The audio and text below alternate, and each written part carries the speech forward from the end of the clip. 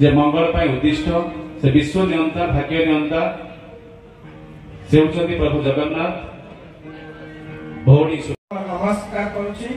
आमर ए कृषि यंत्रपाति मेला उद्देश्य होछि चाषी मानक आम किसी जणेबा आमर यंत्रपाति मेला विषय में आमर वेटनरी डिपार्टमेंट प्राणी चिकित्सा विभाग विषय में सब कृषि आनुषंगिक विभाग समस्त विषय कौन कौन प्रोग्राम सब चली जनवाई कृषि महोत्सव मेला चली तेणु मोर आमर प्राणी चिकित्सा विभाग तरफ सरकार विभिन्न प्रकार योजना अच्छी जो योजना गुड़ाक कि आपण चाषी भाई मान बहुत सुविधा आसो भावुँ से योजना गुड़ाक गोटे मुख्यमंत्री कामधेनु योजना।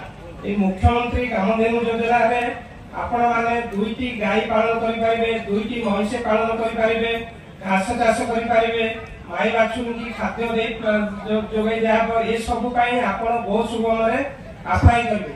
गो सुगम द्वारा ऑनलाइन अप्लाई कला परे आपण एही स्कीम रे जदी बछा जिवे सेथरे आपण को जहा तार अछि प्रोजेक्ट सेथरु आपण माने 70% एससी एसटी एवं वुमेन चाषी मान को 70% रियायती मिलुची आ जनरल मेल चाषी मान को 60% रियायती अछि। एई हमर मुख्यमंत्री कामधेनु योजना। आ गोटे अछि प्राणी संपद समृद्धि योजना। प्राणी संपद समृद्धि योजना रे आमे 500 ब्रॉयलर कुकुड़ा चाष करने जोगाई दउछु। 2000 ब्रॉयलर कुकुड़ा चाष WSHT मान को जोगाई दउछु।